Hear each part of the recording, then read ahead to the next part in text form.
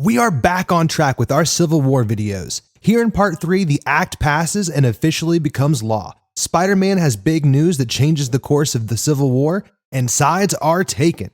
Our first issue in this phase is Civil War Issue 2. Let's crack the spine and see what Cap and friends have been up to.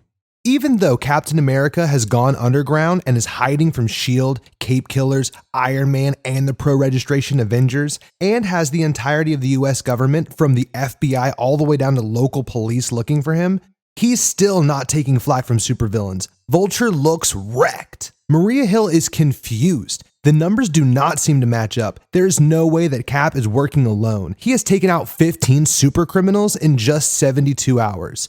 And this is their nightmare scenario. Cap rallying rebels, filling their heads with idealism and giving warriors and soldiers such a deep and visceral cause will make them extremists.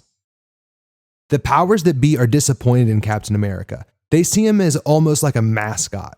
I'm sure they wanted to put Cap's face as a seal of approval on this, and they even go as far as to say that he has 7 days to come to his senses. Sorry, lady, I think Cap was calm and collected and had his senses about him when he was held at gunpoint for questioning the great Maria Hill. Now, it is clear that I am biased as hell, and that these videos are a mix of what happened and my 2 cents sprinkled on top. If I'm able to convince someone to like a character or a story that they didn't before, then great, more love and positivity in the world. But I am not here to convince anyone to dislike or hate a character just because I do. Kobe Smulders and the folks behind the MCU have done a fantastic job portraying the character as strong, analytical, and loyal to a fault. But in my opinion, they've dropped more of her fanatical side, and for that, I enjoyed the MCU version of Hill far more. The news is out. Congress has officially passed registration and will become enforceable law in just 7 days' time. We see the pro-registration Avengers taking down a Doombot with minimal collateral damage. The people's faith is being restored in the super community. Though SheHulk wonders if they will actually be superheroes anymore, or if the act will just make them S.H.I.E.L.D. agents. But Tony is quick to answer her, quick to separate them from everyone else, stating that they still handle super crime that the street-level police can't, that they still save lives and they are still superheroes. The only thing that has changed in Tony's mind is that they have weeded out the amateurs, kids, and anti-heroes. The way he sees it, they have minimalized heroism to the select few, the approved, the responsible. Tigra asks where Cap falls in all this, and Tony is clear to state that Steve is on the wrong side on this one. Our attention moves to the Baxter building. It's late and Ben Grimm is watching Franklin and Valeria Richards, the children of Mr. and Mrs. Fantastic. I love that Franklin is playing D&D or some kind of tabletop RPG here because of his powers, the ability to manipulate reality. He would make an amazing dungeon master, I'm just saying. More about them another time, I promise, but for right now, we catch up with Sue, who's struggling to get a word with a hyper-focused Reed. He is absolutely elated with this new project and says that this new idea of Tony's is the most exciting thing that he has ever worked on. Keep in mind the wondrous magnitude of things that Reed has worked on in his days at the Baxter building. But this new project is revolutionary in Reed's words. Sue is far less enthusiastic, claiming that it could mean jail for half of their Christmas card list. Mr. Fantastic acknowledges the dilemma, but then shrugs her off, pointing Susan towards his projections of social danger. How he has calculated the exponential rise in super activity and super crime, and unless the curve is controlled, that they will be facing a catastrophe after another. He talks about brainstorming with Tony and Hank Pym, and we will talk more about that idea mill session and what came out of it as we go. But one of those ideas was project number 42. And Sue sees a disc simply labeled 42, but as she reaches for it, Reed takes her by the wrist and says that it's classified. Look at the expression on her face. It's classified? Need to know. And she, his wife, his teammate, doesn't need to know. She turns to leave for the hospital to see Johnny, and Reed sends all of his love. At the Bugle, Robbie reminds Jonah that they still need a photographer to accompany Ben Urich, who is on the scene for Tony's big press conference because Peter Parker is out of town. But Jonah is in his own head. He's thinking about how at midnight that night, everything that the Bugle and he has been working for will finally become law, finally put an end to all the secret identity and controversies that he has focused on for so long. Robbie asks Jonah if he thinks they are going to go along with it, and Jonah basically says just the ones that know what's good for them. At Tony's penthouse, Happy Hogan updates him on the number of signatures. Only 38 heroes have signed so far, which seems to be on track for what Tony had imagined. He asks about Cap, who he learns is putting together his own team to see this thing through. Tony sinks into his chair, hoping and praying that he is doing the right thing. Midnight. The Superhuman Registration Act becomes enforceable law. 24 hours later, and we see that enforcement in full swing. A young Avenger, Patriot, stopped a mugging in costume and is now running for his life from 2 armed helicopters. And if you think that is overkill for just basically having stopped a friend from getting mugged while on your way to a Halloween party, then you're not wrong. Actually, you know what? Now that I mention it, isn't that S.H.I.E.L.D. the accountable ones blowing up a building to get some kid that helped somebody? We see a squad of caped killers rounding up the rest of the Young Avengers in power couplers and loading them into an armed transport. Daredevil takes notice and offers to help, but Cage tells him that they've already got 2 soldiers on the scene. Captain America and Falcon are undercover and have taken control of the transport. And Falcon is freeing the young Avenger Wiccan, who uses a transportation spell just in the nick of time to prevent them from smashing into a blockade, instead taking them safely and securely to Resistance headquarters. Not too shabby a digs either. A fully prepped and operational command base set up by Nick Fury, who is also underground at the moment, but is in contact with them and sending new uncompromised identities for them to use for the duration of the Resistance against whatever it is that Tony Stark has planned for them. Just then, Dagger points out Tony Stark on TV, making some kind of an announcement. We see everyone watching. The X-Men, the Avengers, Aunt May, Mary Jane, J. Jonah Jameson, they're all glued to the screen when Spider-Man swings down and starts speaking about his choice to register. And Sue, sitting by Johnny, seems worried, finally showing the concern that I was looking for out of her last issue. Spider-Man talks about how on the side of registration that he can stand proudly as a hero, as Spider-Man, as he has been since he was 15 years old, and that his name is Peter Parker and he is there to take your questions. JJ probably has a heart attack from the realization and drops. Next, we head to the Amazing Spider-Man 533 for the fallout of this decision. Peter Parker has revealed his identity to the world. As the press runs wild with the shocking realization that the Daily Bugle employee has been Spider-Man the entire time, Peter is hardly able to keep his nerves down or his lunch. Tony tries to empathize with Peter, but Peter reminds him that he does not have a family on the line like Peter does. So Peter gives him one. He puts the lives of Aunt May and Mary Jane into Tony's hands if anything should ever happen to him. But also, if anything were to happen to them and Peter lives, that he will hold Tony personally responsible. In the car on the way to the airport, there's a funny exchange when Mary Jane calls Peter and May chimes in. Then Peter gets a call from Reed Richards on the Cars line, holding a phone to each ear and trying to relay messages between the two of them. Sue picks up the other line of the Baxter building and starts talking to Peter and Mary Jane. At some point, Pete gives up and just webs the phones together so that they can all talk without him since he can't get a word in anyway. But once he lands, Peter is hit with a $5 million lawsuit from the Bugle over a breach of contract, fraud, and more. But it's then that we see the extent of the media coverage and all the individuals learning of Parker's role as Spider-Man. A litany of villains and allies are seen gleaming into their TV sets. The amount of schemes and plans being made that very moment to kill Peter are innumerable. When Peter and Mary Jane are trying to get a moment's peace, May tells them to rush to the TV that Tony is making another statement. A fear we expressed in the last installment of this series is unfolding. Tony has a master list of names and identities that he has uncovered in his 10 years as Iron Man. That if the individuals on the list do not register, then they will be hunted down and imprisoned. Anyone who acts against the law or aids those that do. This includes Steve Rogers, whose name is public but still aligns himself with anti-registration. Peter is shocked. He was never asked or told about this strike team that he is apparently on, and he needs some air. So they step out back so that he can breathe, and there's a gang of reporters and press and a man claiming to be Captain America's #1 fan who attempts to open fire on Peter and Mary Jane for siding against Cap.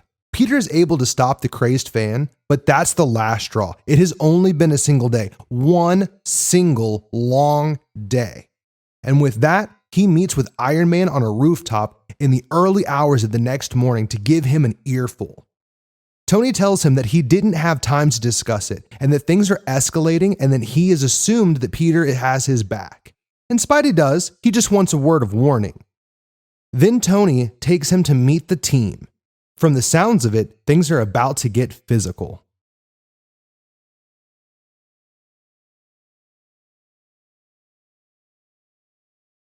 Following the reveal of Spider-Man's identity, the press pool of the Marvel Universe is shook. Frontline Issue 2 gives us a look at how the Daily Bugle is handling that news, as well as showing us some of that boots-on-the-ground reporting that I like so much. So let's crack the spine and see what Sally and Ben are up to. Ben Urich is caught in an interesting predicament because he already knew Peter's secret. So when Spider-Man appeared in Sally's bedroom during the last issue claiming that he had never revealed his identity to anyone that was not his family, he wasn't entirely truthful. And we learn that Ben has taken it upon himself to be the one to write the Bugle's exclusive and reaches out to Peter, who agrees to meet face to face. At a bar in New York City, Sally Floyd is interviewing former New Warrior Firestar, who expresses a lot of the same points Peter did. She mentions that she has a day job, but not just that she's using the money to put herself through college. And on top of all that, she's Firestar. But if her family is at risk, if her job, her degree, her future, and ability to provide food for herself is all at risk, then she simply can't afford that gamble. The stakes have become too high for her to be Firestar. She pulls off her cowl and tosses it to the ground. She quits. Back at the Bugle, Jonah is still taking it hard, while Robbie tries his best to spin the story. Not spin it for the readers, but for Jonah.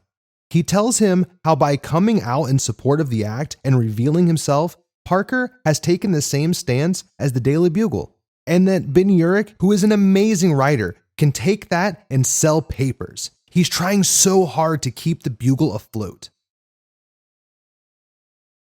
The 7-day window lapses, and a very drunk Prodigy stands on a rooftop refusing to sign or demask. At 12:01 a.m., Iron Man comes to enforce the law, a demonstration of power that again escalates into bystanders being put into harm's way. Both Ben and Sally present as glass, brick, and debris fall from the sky. They witness Iron Man neutralize Prodigy, and S.H.I.E.L.D. cape killers swoop in on Blackbirds, pick up the mess, and leave before the neighborhood is even aware. Urich notes how deeply Sally cares, how the press are just screaming into the wind on this one. Nothing that either side says is going to change the course of this now. We pick up with Robbie Baldwin in government custody. His situation is explained to him. The act is passed as a result of his team's actions. Robbie tries to explain that he did nothing wrong and that it was Nitro, not him. But the agent continues. He's there to offer Baldwin a deal. If he registers, it will show good faith and reform within the super community, and he can avoid jail time for his crimes just as long as he pleads guilty and signs the act. Robbie again states that he isn't guilty and won't sign anything saying that he is, that he doesn't understand, and that he wants a lawyer, and as a citizen, but the officer doesn't care. He is no longer a citizen. He is an unregistered combatant who essentially has no rights. After refusing to sign, Robbie is taken back into custody and suffers a beating at the hands of the guards who had family in Stamford. Once processed and back into Gem Pop, he suffers even more abuse. With Nitro going unpunished and everyone's focus on the New Warriors, it's Robbie who gets blamed for the death of the children, and that does not sit well with people in prison. The very last bit in this book is Norman Osborn, the Green Goblin, learning of Peter's press conference, and he is not pleased. Peter makes their history public, the night of Gwen Stacy's death and more. In Osborn's mind, Spider-Man has broken the rules that they had set, the parameters of which they have played by. But we see S.H.I.E.L.D. agents offering Osborn the chance to play by a new set of rules. This leads us perfectly into the next big move of the Civil War. But before we do that, let's check in on SheHulk and see where she's at with those wedding plans. So much like we did with Wolverine issue 42, this issue is more of a tie-in that goes a little off the rails, so I don't plan on spending a lot of time on it. The main takeaway is that Jennifer and John Jonah elope in Las Vegas and are officially married. Now, I didn't want to leave that storyline in the wind, so I'll say that it appears that their feelings for one another might have been the result of manipulation. If you're interested in that story, check out the rest of Dan Slott's She-Hulk, Volume 2, Issues 6 through 14, which also covers the trial of Star Fox with appearances of the Eternals, the Living Tribunal, and Thanos. But really, that brings us to the next issue at hand. A controversial choice that changes the course of the war. Wow! The Thunderbolts! Okay, so for anyone that doesn't know, the Thunderbolts are this team of supervillains and ex-members of a villain supergroup known as the Masters of Evil, who formulated this plan to pose as heroes to gain the trust of S.H.I.E.L.D. and access important information, and then sell it on the black market, or something nefarious like that. But ultimately, after taking up these good guy alter egos, a lot of them grew to like being superheroes. They enjoyed not being hated, hunted, or beaten up all the time. Now there's a bit of a recap inside, so let's crack the spine and get right to the meat. Half of them is fighting Quicksand, who is giving them a run for their money. This half of the team consists of Songbird, Blizzard, Joystick, Atlas, Smuggler, and Swordsman. The Thunderbolts are battle-hardened, however, and acting as a team, they're able to take her down. While they're handling Quicksand, Zemo, Fixer, Radioactive Man, and Mach 1, or I guess he's up to Mach 4 at this point. Either way, it's Abe, man. Abner Jenkins, Marvel's Beetle. I don't care how many times he upgrades that Mach suit, he's Beetle. They're walking into a meeting in Washington, D.C., with Reed Richards, Hank Pym, and Iron Man? Man, Tony has a lot of meetings, guys. Pepper isn't lying when she says that he is booked. This guy is both hard to get a hold of and everywhere we look at the same time. Zemo reminds us that it was Iron Man that didn't trust the Thunderbolts' reform. Even after Zemo threw down his own life to save Steve Rogers, the man that he hates most of all. Still, Tony didn't trust them and made sure that he was always labeled a villain. But here he is, making Zemo and the Thunderbolts an offer. Beetle wrongly assumes that they want them to hunt down the unregistered combatants, I guess is what we're calling them now. But no, Tony and his current Illuminati tell them that they have that part handled for now. That they want the Thunderbolts to round up supervillains and convince them to join their side. That's right, folks at home. Tony Stark is aligning himself with villains just to bolster the ranks. I said this was a controversial issue, or at least it is to me. I don't know if this is something that shocks or bothers anybody else, so I'd love to hear your thoughts.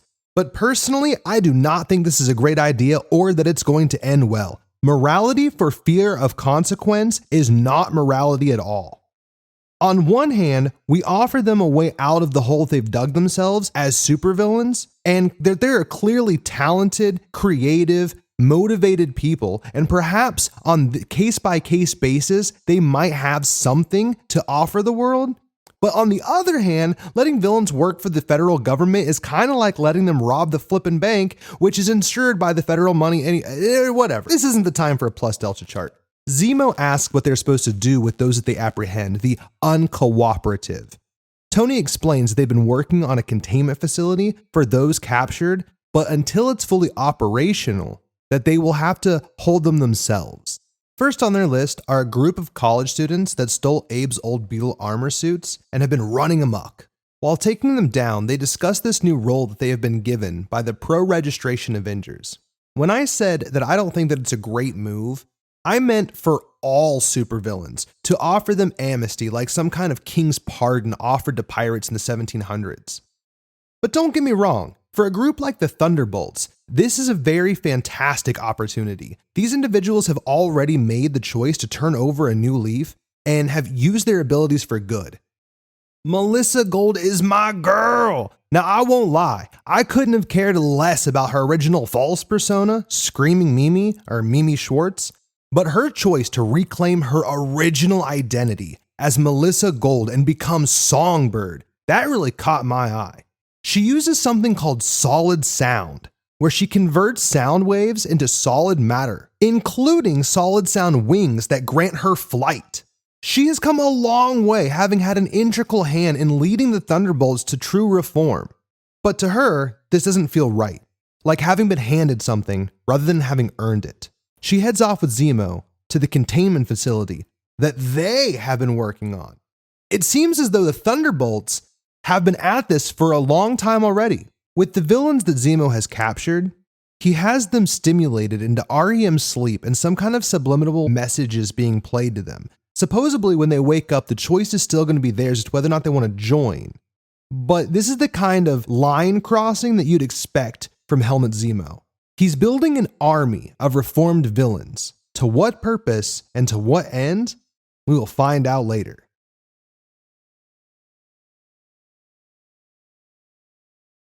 Woo-hoo-hoo, man! Luke Cage, finally! We could have started with this one, honestly, but I saved it for last because I feel like it truly encompasses this phase of the event. Keep in mind that we have last heard from Luke Cage after the meeting at the Baxter Building when he was talking to Wolverine, and it seemed like he was pro-registration or at least open to the idea at the time. But the points that Logan made might have changed his perspective. Let's crack the spine and see.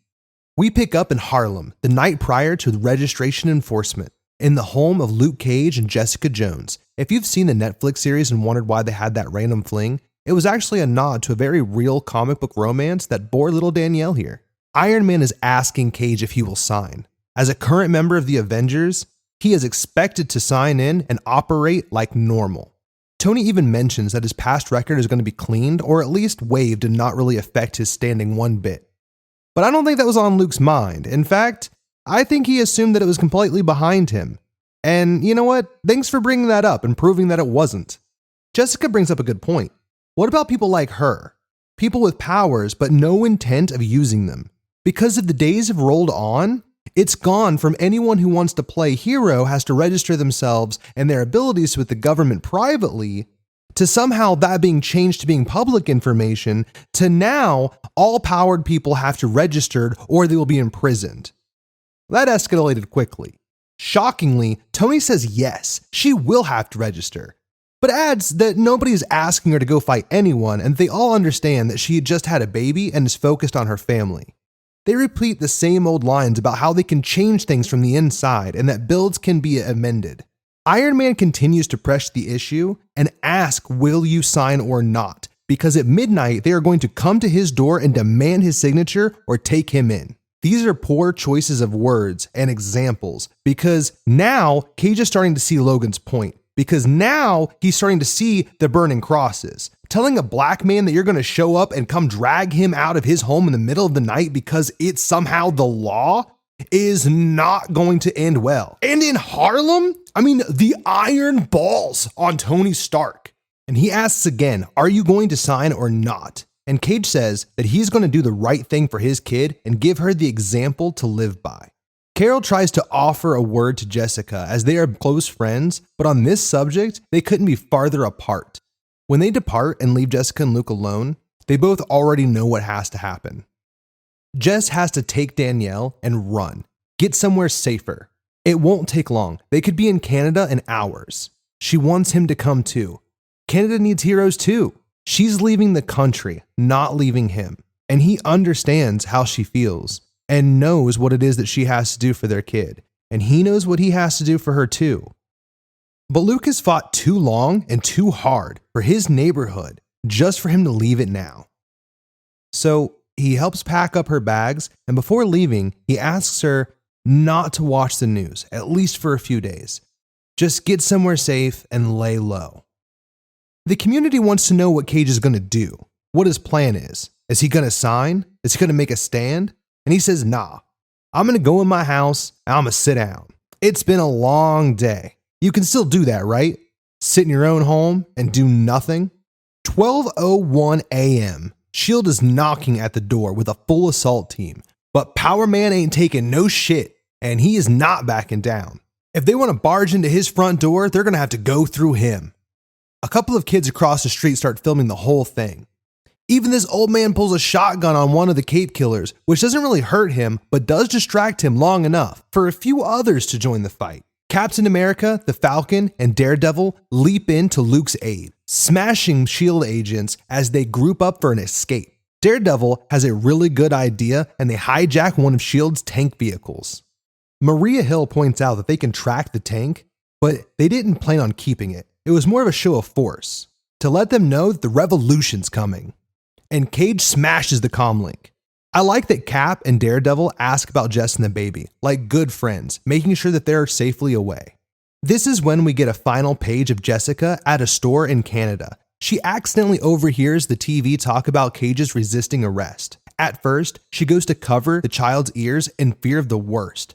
But then when she hears the news anchor mention the resistance team that came to his aid, she seems very optimistic. And I am too. Now that the act is passed and sides have been taken, will they do their best to keep status quo? Or will aggressive registration enforcement force the hand of the resistance? We'll find out in the next installment.